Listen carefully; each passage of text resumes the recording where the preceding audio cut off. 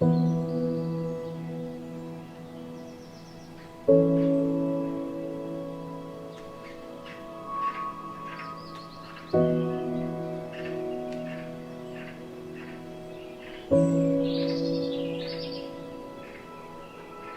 70 years ago, over 70 years ago, as a young man, you went to London and you studied architecture in the Royal Institute of British Architects Library and had tea in the afternoon. That's right, in the Northern Polytechnic, and I used to have fish and chips. That was my food. But RIBA Library, and since you have come now, after long years, I recollect my days. And every evening I would be at the RIBA Library and sit there and look at the hall. And in that hall, all those photographs and the drawings and information. And then you look out, but you look back again and you wonder, how come such a library happens in this country? And when will we have in our own country libraries like this? Everything was available. Drawings, presentation, working drawing, details, and most important, the librarian. The actual You could ask, anything and he would immediately show. Where would you have such a thing? So then I went again after many years, and the first thing I did was I visited again the library. Fantastic. Well, I think what we would like to do as a global institute is to make that library available online. The paper and the books you can't replace, but That's still right. the wonders of the modern world is we can share that library with the next generation of architects. What collection, your tradition shows that you cross centuries, and old drawings, old testaments, sketches, comments, and photographs there. So really it was almost like living into that place. It's a journey going back in time. And as a young Indian who had never seen such libraries, I always remember those things. And then what happens is you are inspired. Yeah. You want to be like them. You want to know where you are. I think that is the best part of the RIBA. So it's wonderful, 70 years on, Yes. that you've had such a fantastic career. And then the RIBA has come here to Ahmedabad to present you with the medal. It is the greatest gift I would ever imagine in my life. That's You are fantastic. present here, the RIBA, this gold medal that you have given me this. How can I ask for more? And I remember today, Corbusier again in Chandigarh, that when he received this gold medal, he says, is it heavier, is it this? So now I'm connecting myself with my Guru Corbusier and you. So really the world has come together. Full circle, Yes, in a kind of wonderful way. It's a And of course this room with the tapestry, and you have a photo of you with Le Corbusier? That's right. If you see, this is the picture I took when he arrived in Ahmedabad in '55. I picked him up at the airport and went to the Southern House. This was my dress in Paris, this coat. And so your Guru, you modelled part of your studio on 35 Rue de Sèvres. There's a volume and a 12-foot dimension. That's right, that's right. It's actually in memory of Corbusier and the atelier. Because I all the time feel that you have to get back as if switch on to connect to your memories, association and statements. Yes. You studied under your Guru, Le Corbusier. 4 years. And then you also connected with Lou Kahn in Penn. And then you invited Lou Kahn to come here and work with you. You won the project for the Institute of... Tell me about that. Actually, I was teaching in Philadelphia. Yeah.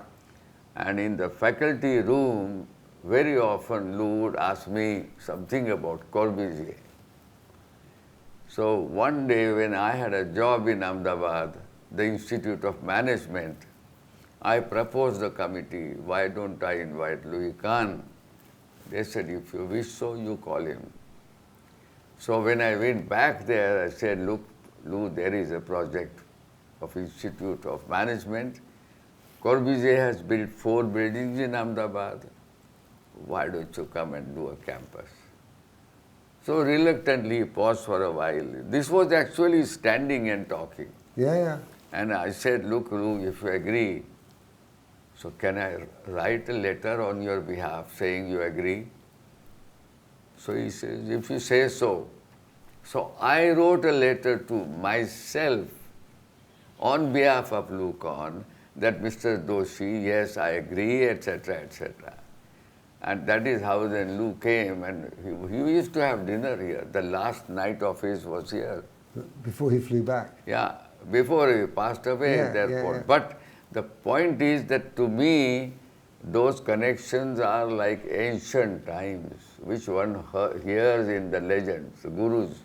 Yes. So for me, Corbusier was guru, and Corbusier's guru, Louis Kahn's guru was Corbusier. Yes, this is interesting because Louis Kahn is a giant in his own reputation. But you tell me he was shy of he Corbusier. was so much in reverse. When he saw the Milonas building or the other building, he just looked. So really speaking history, but for me the reverence that I learned from them, that first lesson of life is have reverence. Because then your mind is softened. You become basically deep inside humble. And then something will come back to you.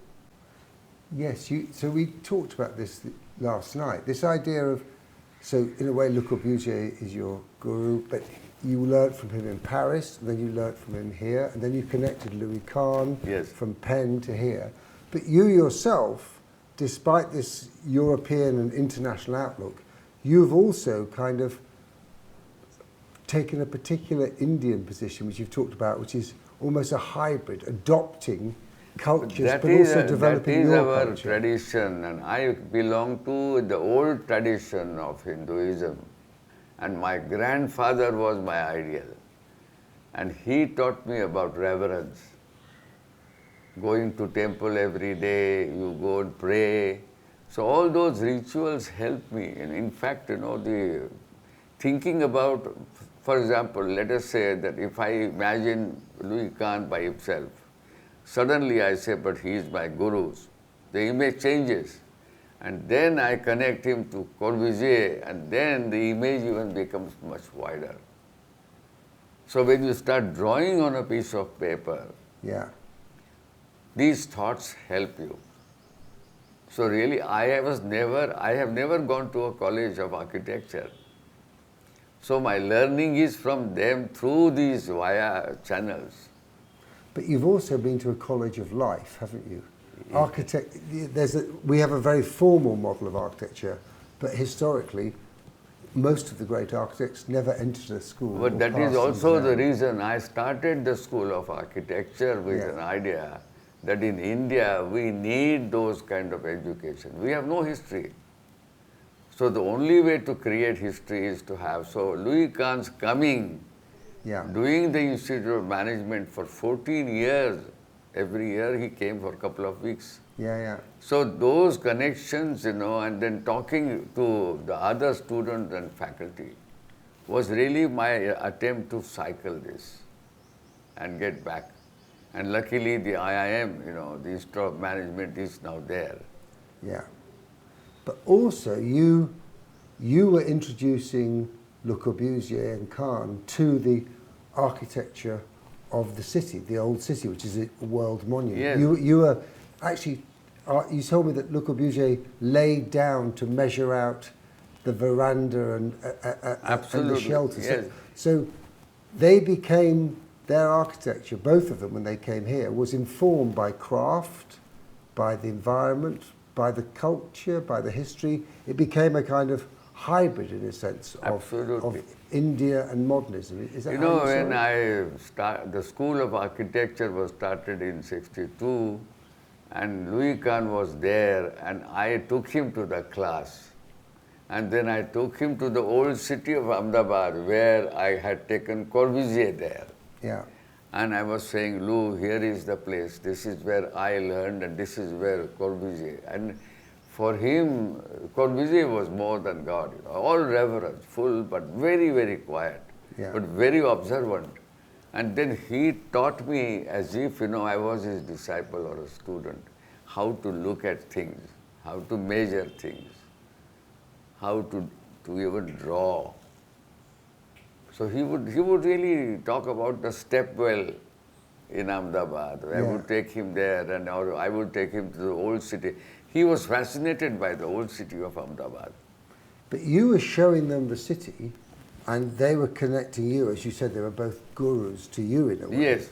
But also, in a sense, you've then taken on your own particular way of thinking about Corb and Khan, but your own culture, your own religious background. That's why I started the School of Architecture in '62. The idea was that somehow the legacy must continue. And it has in your own work. You've pursued Yes, an idea about... I all the time reconnect, you know, and it's actually normally in our education, we are not taught history. Yeah.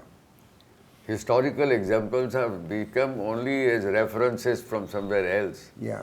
But to really go back, pause, look at things, ponder over it, reflect, and then when you do the drawings, when you do the models, you look back through their eyes. Because I was never educated formally. Yeah. So these were my learning processes. So history, in a way, liberates you That's to help right. invent Yeah. a new future, Yeah. which is based upon It history's... opens up the doors, Yeah. which normally, unfortunately now, we have photographs. But we look at the photograph, but we never see the actual buildings. Yeah. So those things helped me to travel to Europe. And I traveled to Greece, and I traveled to Turkey, and I saw all those things, remembered Corbusier, then I talked to Khan about it, and then we discussed.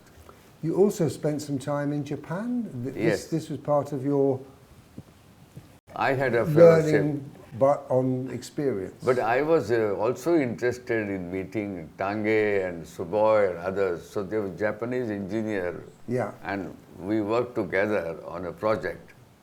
So I spent 3 months there. Right. First thing I was doing was, every time I got a chance, I would go and spend time with them, 1 month, 2 months, 3 months, you know. The Corbusier's house, I often went and spent time with in the evening. So the idea is, where does one learn? How do you see buildings? How do you really interpret space? And they taught me about light, the nuances of light and shadows. They taught me about movement and proportions. So Palladio I would never have known unless, you know, I was connected to Corbusier and Khan. And then I very often remember how to look at the buildings. So in education, most important thing is to have journey and somebody who opens up the doors for you so you get connected. But you said your philosophy is very much one of that journey never ends. So you are always studying, you are always being educated, you are always opening your eyes, and you are always seeing the new It is potentials. unfolding. I would use the word unfolding. Yeah. Yes. So the layers of history release you to That's look to the future. that's right. But also, by not having a formal education and by studying life, you've also developed, I think, another particularly relevant to India and the post-war Nehru model of modernizing India, an idea of enabling people and enabling life to take over your architecture. So, for instance, in the Aranya housing, you built some model houses, Yes. but then you set up infrastructure for people, and you're very comfortable that people adapt your architecture. You set it up as a framework for life. Actually, the one is talking about architecture, but one is missing life. Yeah. And life and way of living is really what the essence is. And that way of living molds life, and lives mold the form and the character, and the way the streets are made, the buildings are made, the spaces are made. And in India, actually, those lessons become very important, because if you go to Old City, or if you go to Jaisalmer, how much invention they had, how much constraint they had, sustainability we talk of. So Jaisalmer, the best part is the gargoyles, which are very long. Yeah. But actually it hardly rains. Yeah. So the whole question is, how does one create another kind of parameters of expression to heighten the value, the rarity? We never do that, Yeah. So something which is rare, you heighten. Yes. Something which is less, you hide. So And the scales of the building, the sizes of the building. So even to learn ancient architecture, I used to take the college students. So I traveled very often with the students and spent weeks together talking to them about the proportions, the scale, the size, the materials. So really, my life has been very practically learned life about buildings, about spaces. And that has helped me. Because there's always been an economy Yeah. to what you have done. You work with you might use the earth to make bricks. You remove the earth and then you put water in place. So we talk a lot now about a low carbon, a low energy future. But in fact, India can teach us all very much about actually the Yes. recycling of materials. Well, because of economy. Yeah. The frugality of Gujarat helped me to know how to really create buildings which are less energy use. Yes, it's more disciplined. Yeah. Yeah. And therefore, so light, I mean, when you look at some of your housing, the staircase, the stoop, the veranda, but you, as well as recording history, you've also been back and recorded how people have adapted. So you've set up architecture almost as a framework for life to take over. You are quite comfortable. In fact, you're pleased to see people add to your architecture. You don't Yes. see that as damage. You see that as almost kind of a reward. I think the whole question is, in the present education, we take things, as a system and linear, but we never look at it as a complex phenomena, that there are many, many layers to every situation, and every situation has potentials of evolving and adding, and that is what really real life is. So the whole issue would be, what is the essence of architecture? Architecture is really a living organism. A building is alive. It's not a product. It's a process in which things happen. And it's interesting, there's this bridge, because we finish a building. Yes. And then actually, when we finish it, You it's want to actually change. yeah. And like you always, your next building That's will no right. doubt be a review of your last building, but also by going back to visit your own buildings, you are learning about how they've accepted gracefully, That's right. accepted life. I mean, most of the buildings in India, people do recycle them to suit their conditions. Yeah. So the issue that we talk about is, let us say, functions. So a room is a room, but actually room is not a room. Room is a living space. So that whole idea that everything is living, everything is alive, everything is malleable, is not taught in our schools. So we talk of function, we talk of space, but what is space? What is the meaning of space? How does that space react in different situations? How does one look into this and there is a little window and you see a tree far away? Or do you just see a block of space? So building really is not dead. Architecture is a living organism. And in India, of course, the building and its relationship with its landscape is even more important. Absolutely. Because the life outside is part of the architecture of the building in a sense. That's isn't right, it? It's yeah. it goes beyond the sort of Western So model. in education, when I started the School of Architecture, the first thing I did was took the students to actual site conditions. Then you talk about building as a living animal. And then we go and say that anything that you do will subject to change and modification. And then it becomes adaptable. So it is an extension of your life. Architecture is an extension of life, extension of living. Yes, I can see that in your own 95 years, this connection between the people you've met, those who've become your gurus, but also you've become an important figure to a generations of students, because I think your model is less didactic, more encouraging them to use their own eyes, their own personality, their own response to the world to develop their own understanding of architecture. But the particular context of India, and the waves of history, Mughals, the British, these waves of history. Indian architecture is a sort of hybrid. It's almost a collage of cultures. Absolutely, absolutely. And you, in your sense, have been fusing. So the question that comes is that when you teach history of architecture, do you look at the Bannister Fletcher or some other architects and you say these are classical orders? But really, do we talk to them about the nuances of the order, the life of the order? Or we just take order as something which is defined?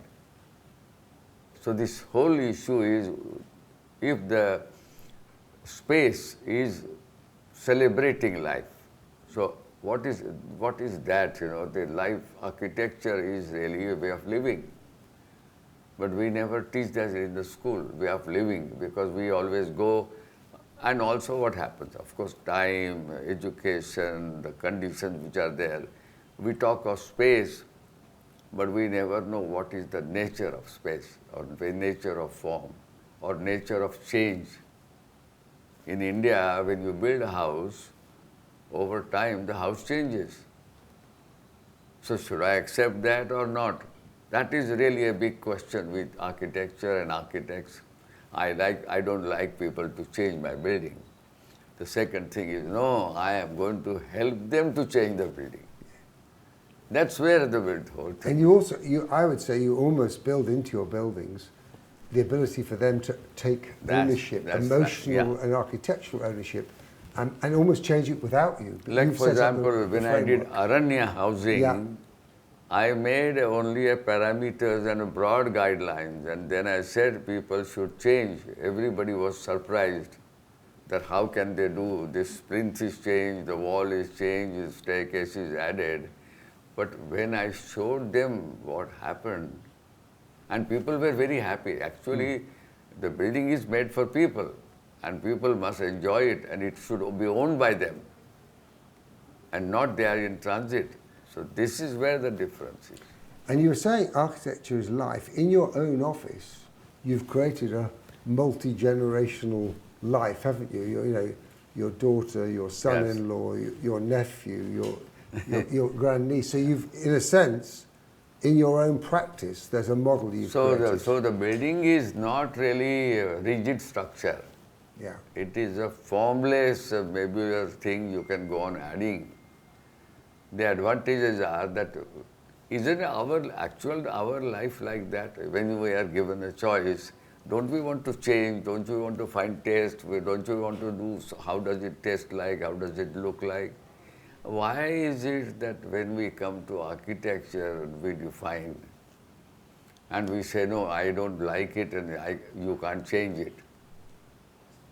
Actually, if you look at it as architecture, as a living organism, then you feel very comfortable, which is not there. Well, I think your own career and your own projects are a demonstration of you living your life. Yes. You befriending people who become your gurus, you respecting their history. You've obviously then built this office, this wonderful family you have, but also a kind of multi-generational office that has a certain generosity and openness.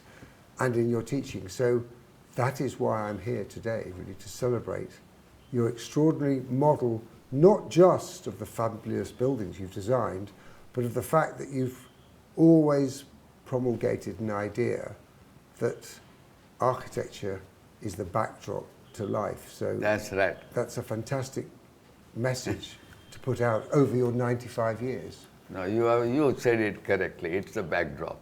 It is the backdrop. Well, congratulations, and a huge pleasure. No, thanks for coming and spending so much time. What a wonderful time. Thank you so much.